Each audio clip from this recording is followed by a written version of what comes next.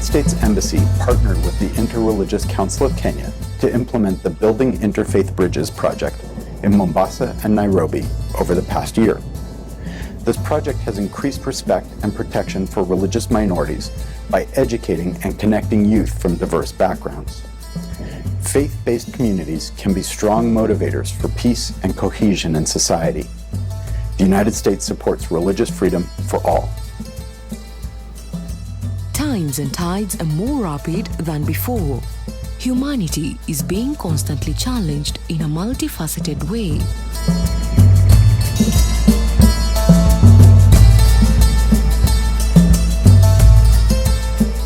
Religious belief and practice contribute substantial influence the morals of individuals and their communities at large. Their faiths continuously inoculate them both positively and negatively to various happenings in their daily lives.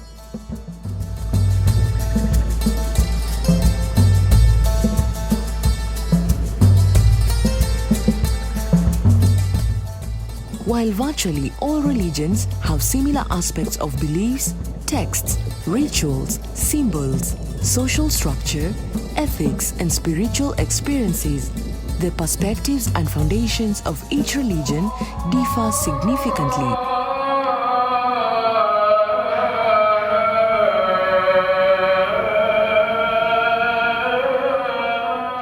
These differences result from the hallowed position with which one group places its religion, which may cause tension and conflict in among the other religions.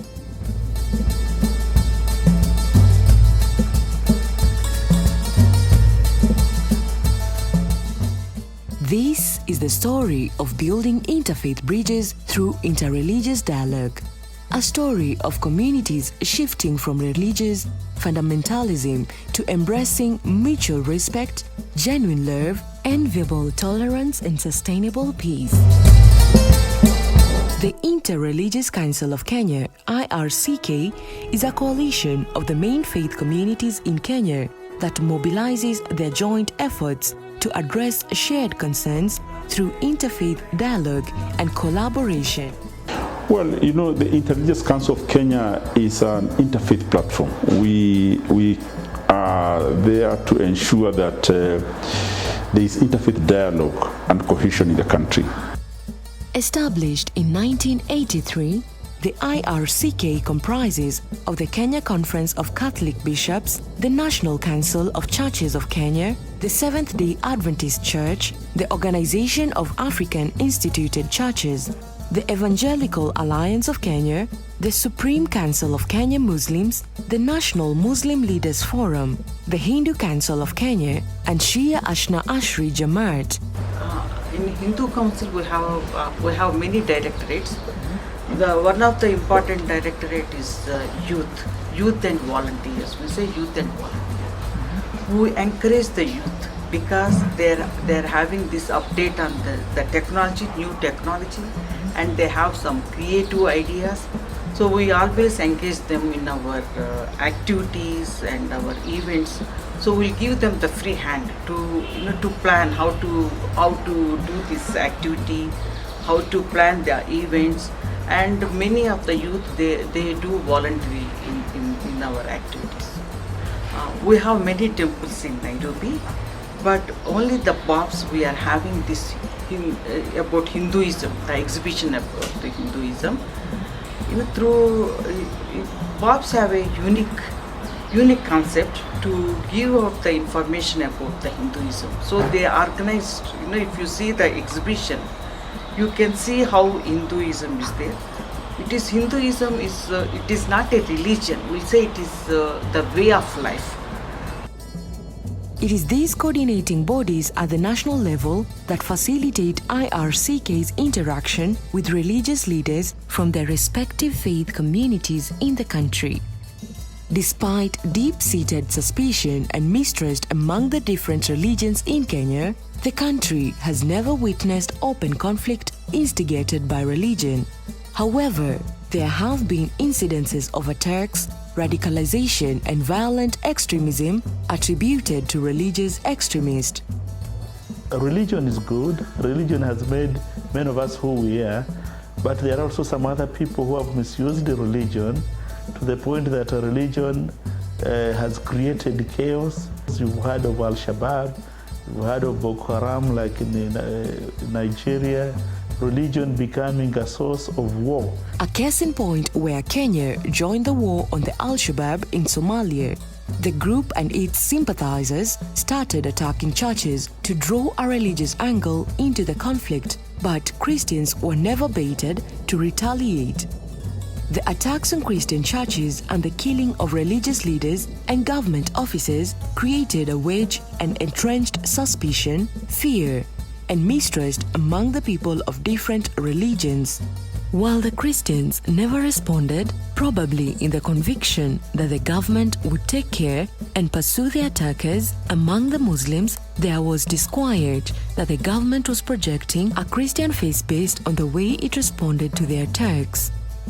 Mombasa and pockets of Nairobi counties have been identified as fertile grounds for the recruitment of youth to radical extremist groups through a collaboration of radical clerics and community leaders. Perceived extremist religious leaders in Mombasa have been accused of using the Middle East and Somali conflict to weave a highly persuasive jihad narrative.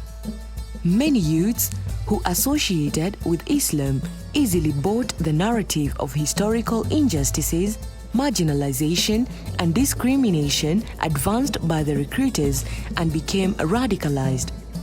In the recent past, there was a lot of terror attacks in Nairobi and Mombasa. And there was a feeling of the youth are getting agitated and there is not adequate fellowship among youth, especially between Muslim and Christian youths following the terror attacks. And this project was conceived to build bridges, to bridge the gaps that were created by the terrorist attacks and the tensions that were growing over that period.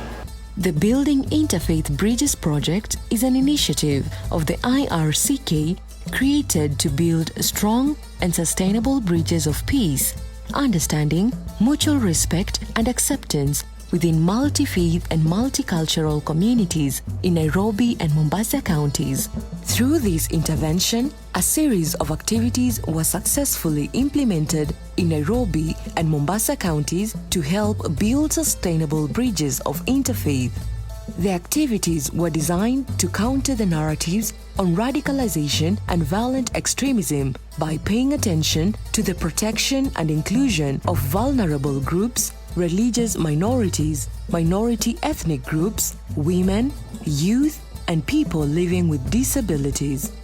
The Building Interfaith Bridges project is a project that RCK conceived to be able to allow or harness the power of the youth to build relationships across faiths. So you have youth from different faith communities reaching out to youth in other faith communities to build relationships and fellowship.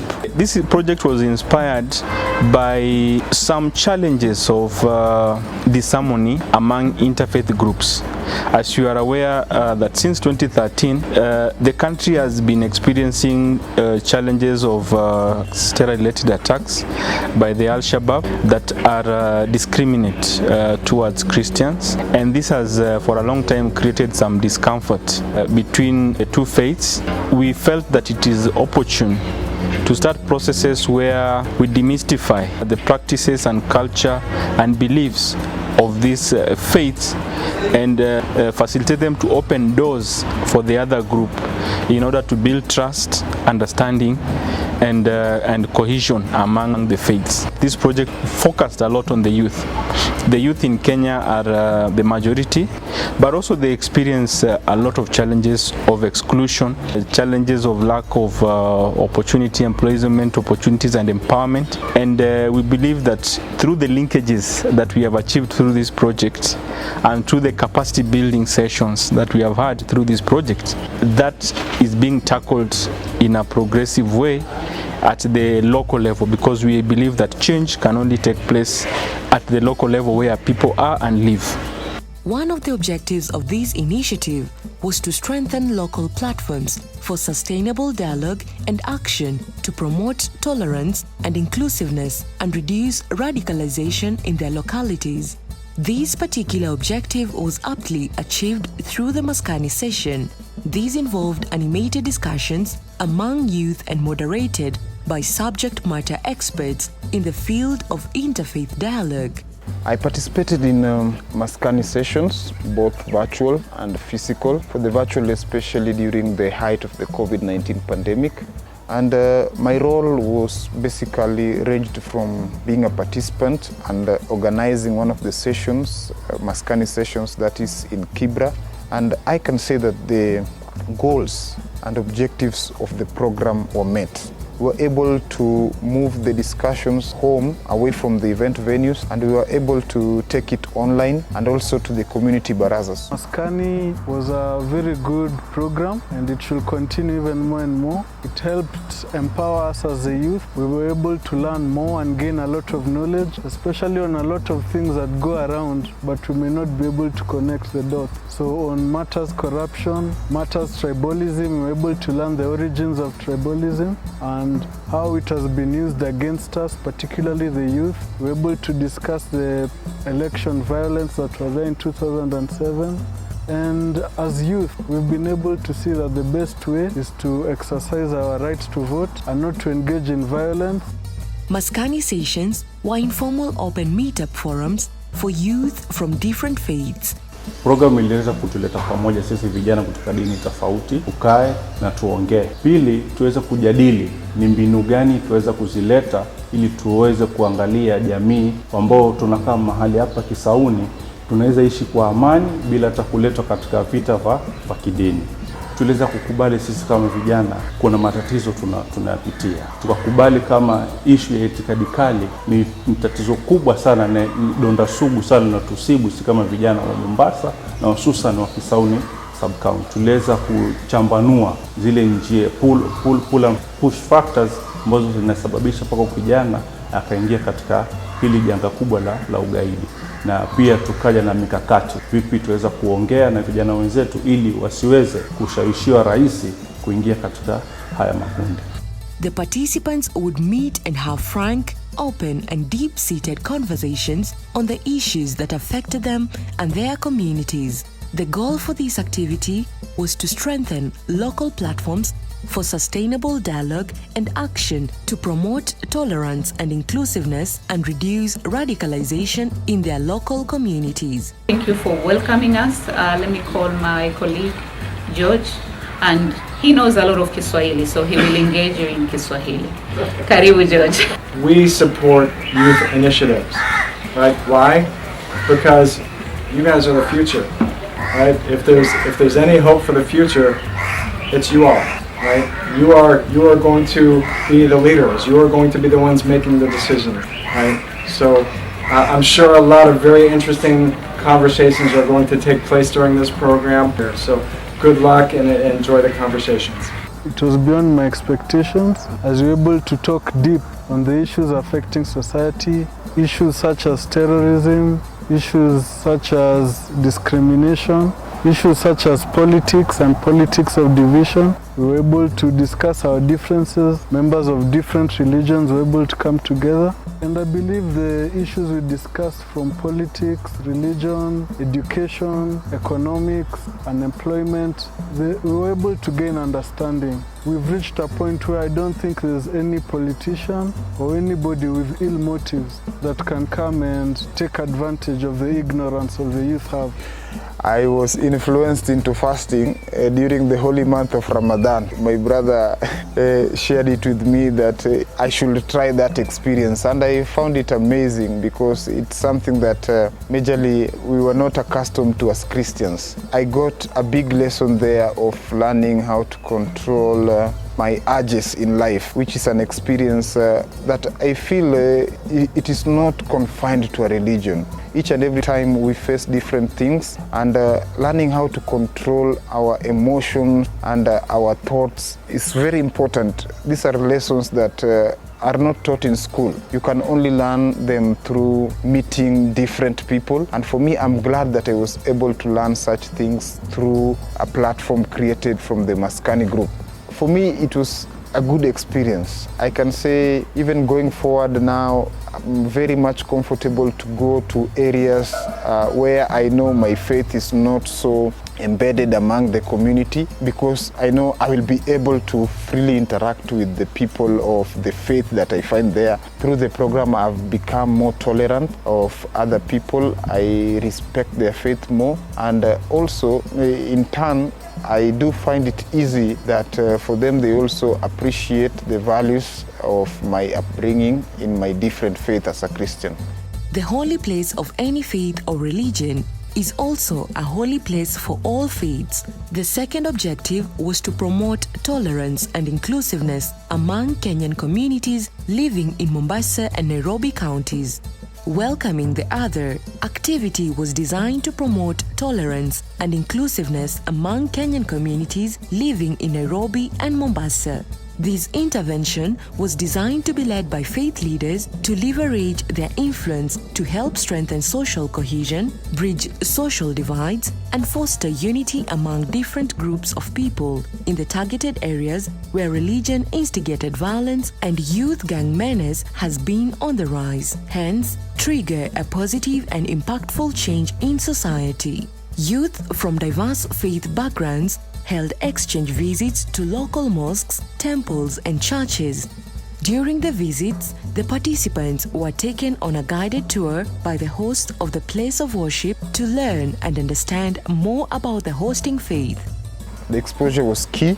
Going physically to a mosque as a Christian, for me, that was a unique thing to get to experience right from the entrance of the mosque or the entrance of the temple, how they conduct themselves in their religious spaces. For me, that was key. It opened my eyes to a lot of things. And as I said, basically, we all serve one God, just that our style of worship is different. So for me, I can say that is the thing that stood out.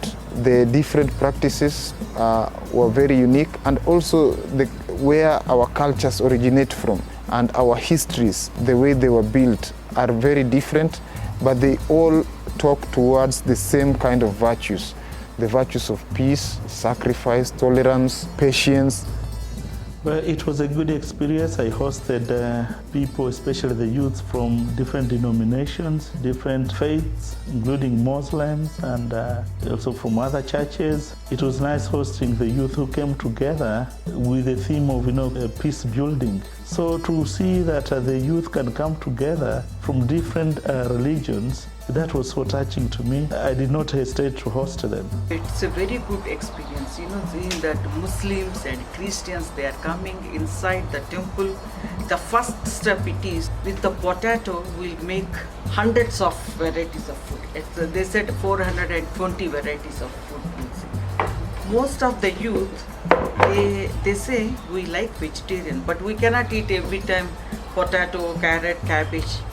There are many varieties. With the potatoes, we don't only make the chips, we'll make so many varieties. Very tasty, very delicious food. First surprise the youth, they came, wow, you can make this many varieties with the potatoes. And the second surprise, when I saw them, some in Hindu, some they don't eat onion, garlic. So even for them it is a surprise. Why we don't eat? There is a reason why they don't eat that reason. If you eat onion and garlic, we say it is tamastic. You get so hyper. When you are hyper, then you start making the mistakes. You cannot control your feelings, your emotions. So BAPS, they don't eat onions and garlic. So that is the reason, one of the reason why they don't. And also one of the reason also, it is like a life. If you cut that one, there is no life. Because that the roots are there. If you cut the root, then there is no life. It is dead. You can pluck the leaves, still it will grow. But once you are cut, detached with the root and the stem, there is no life. So that is also one of the reasons they do. Through discussions, shared meals, collaborative art, tours of places of worship, and homestay exchanges, The Building Interfaith Bridges project has created sustainable platforms for interaction with over 1,200 youth in Mombasa and Nairobi. Young people from different faiths and backgrounds continue to use these platforms to foster dialogue and foster mutual respect and tolerance. Common activities like tree planting and cleaning up of the place of worship, sharing of meals were conducted, and finally, the participating youth were addressed by the head of the congregation about the congregation and how that particular congregation promotes interfaith relations. I was born in a Muslim dormitory area in the Old Town. Since my birth, I was not able to visit or to enter a church, but I had students in school who were Christians.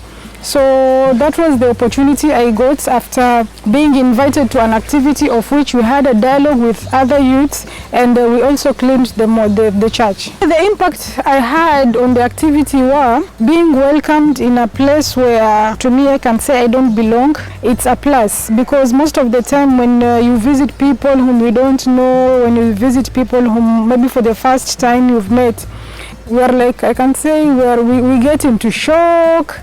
I can say we are afraid, but visiting the church, to me, it has impacted my life, and it was a learning experience that I can visit any church at any time. I can talk to the pastor if I have problems, and if I don't have problems, but you can share anything and come with a common goal. Exchange visits to different places of worship gave the participants a broader view of different faiths and greatly open their minds to what might be completely different from their faith, hence fostering communities abundant in love, peace, and cooperation.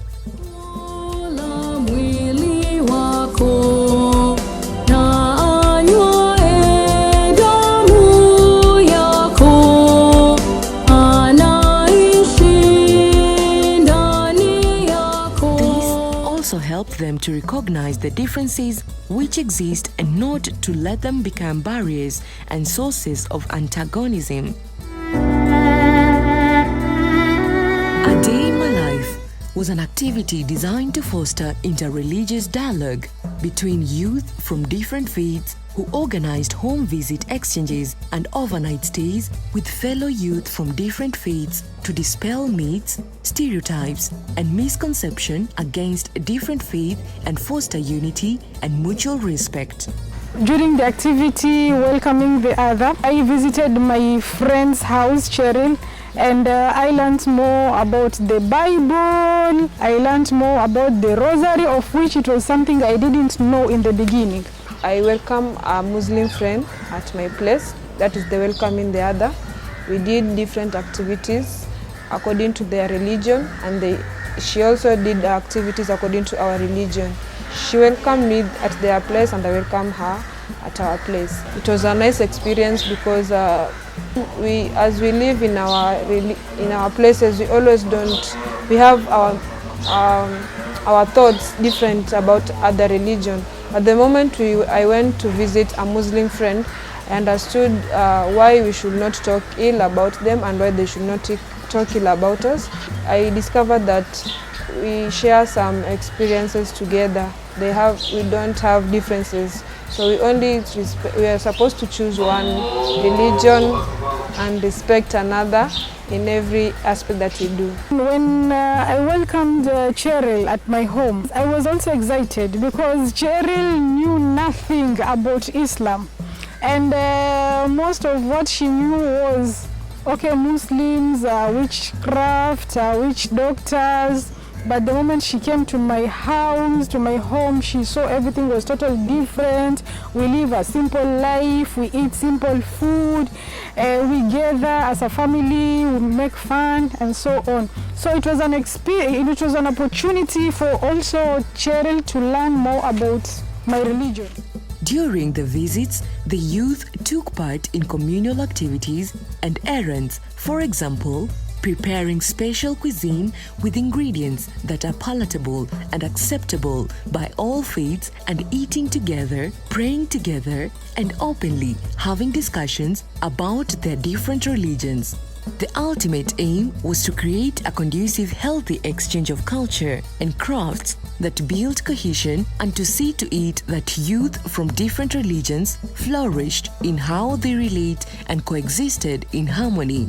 When people of different faiths invite each other into their personal spaces, the net effect is that they broaden their point of view and develop a deeper and certainly better understanding of each other's faith, and practical lessons on tolerance and inclusivity are learned. The exchange home visits and overnight stays among participants of different faiths provided an opportunity for the participants to develop an intimate look into the lives of people of different faiths. It allowed the participants to appreciate the dynamics of faith within a family setting and how every member of the family interacts with each other. This was greatly enhanced with the participants sharing their experiences on social media, which provoked further conversations. Before they pray, they prepare for prayers. Also, us as Christians, before we go to church, we always prepare before we go to church. And during prayers, they take meditation before they start praying.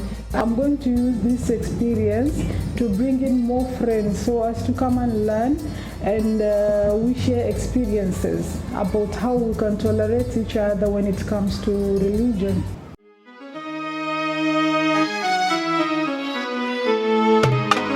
Religion is a powerful tool that can be used to influence both positively and negatively. In the splendor of human heart across every culture and time, men and women seek to discern and understand the existence of a supreme being. Our religions are simply our pathways to God.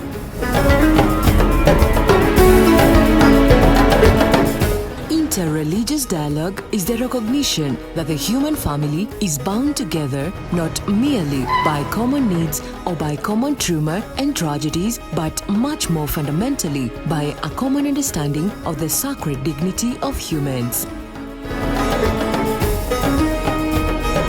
The United States government seeks to help create opportunities for interfaith engagement among members of diverse faiths around the world. There are challenges facing us globally.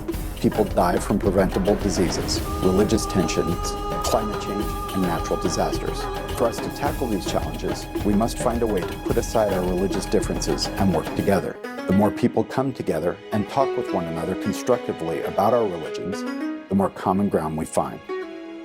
The third and final objective was to develop responses to violence and terrorism and challenge and delegitimize extremist narratives in Mombasa and Nairobi counties. During the Welcoming the Other sessions, one of the highlights of the day was the unveiling of the Wall of Peace. This was a large format drawing in a public space drawn jointly by youth from different religions from the locality to communicate messages of interreligious dialogue, peace, and messages to combat violent extremism. The walls of peace are community emblems illustrating and highlighting the diversity and richness of a community living together in peace and harmony despite the different faiths. These walls will be the symbols of representation and inclusion for the communities.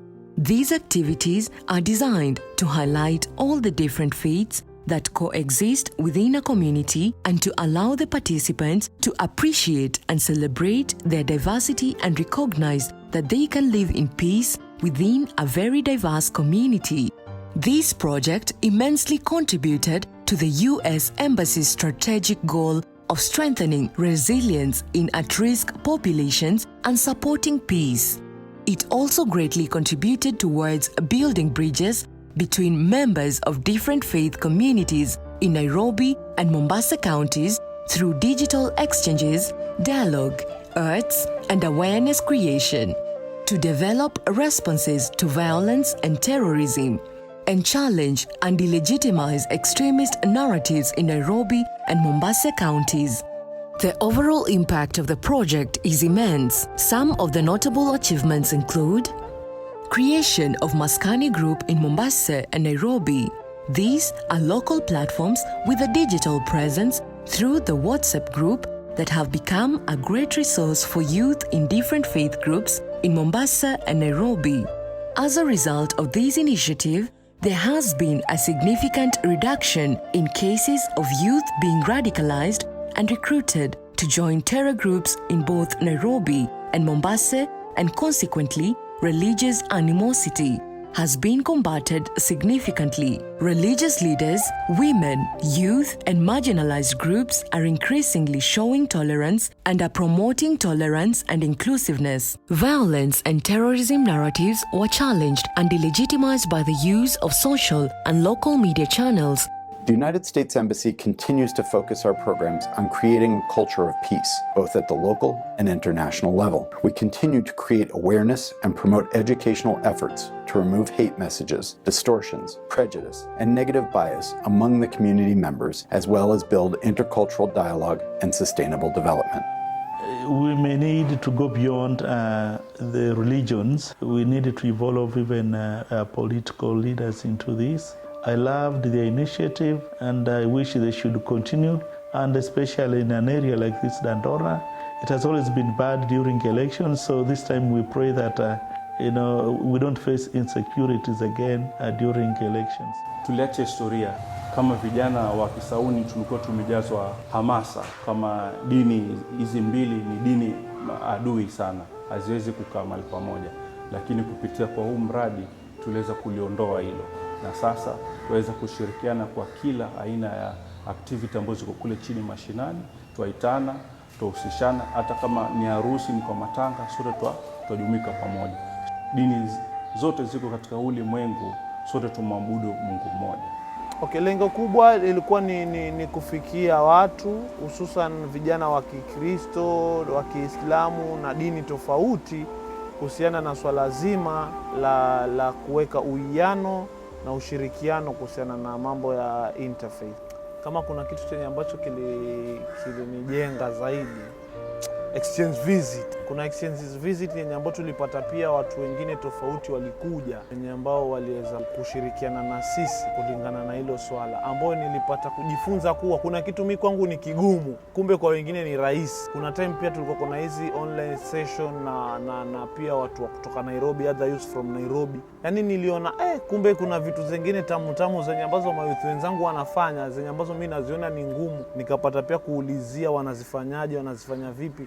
Na nashukuru impact kubwa zaidi yenye ambayo hii activity imeacha, imeniachia impact ya kuwa imenitoa ile discrimination, kujaribu kusema kuwa mimi kama ni Muislamu kuna vitu vingine sifai kufanya, na imenifanya mimi kustand out kuwa ninaweza simama na nikatetea dini ya mwenzangu pasi na kusema kuwa yule sio dini yangu, nikatetea dini yake hata kama yeye mwenyewe hayuko.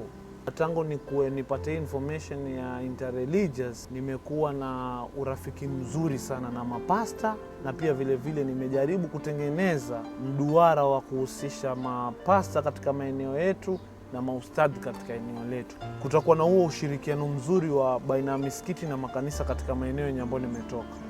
Tuna haja zaidi kubwa ya kujua fikra za wenzetu kabla kuwalaumu. Na mimi binafsi nina jukumu la kupeleka huu ujumbe mbele na kuhamasisha ndugu zangu na vijana wenzangu. We don't differentiate there is a Muslim youth or is a Christian youth or a Hindu youth. So there is no fight, there is no conflicts, okay, now we do in our religion. So we know the reasons now why we are doing, why the other religion is doing like that. So everything there are the reasons, and we are understanding this. In our IRCK, they are the very knowledgeable persons are there. So we are learning from them also. We have very good Muslim leaders are there, very good Christian leaders are there, very good Hindu leaders are there. So we are learning from each other. So more tolerance, more respect for the other religions. The major challenge is that now this project implementation cycle coincided with the entry of COVID-19, the pandemic. A number of activities that required in-person engagements had to either be scaled down or postponed. We didn't have the iftar in 2020 like we had in 2019, and that was a very major blow. we had to postpone some of the activities that were scheduled in 2020, but we also appreciate the US Embassy who have been supporting this project for being flexible and understanding, and even granting an extension in the period of implementation. Another challenge is the expectation. This was a small project, but it has raised a lot of expectation among the youth and among the stakeholders. We appeal as the US Embassy and other partners to focus more on such kind of projects, because the demand is very high that could not be sustained by this particular project. Another challenge were technological challenges.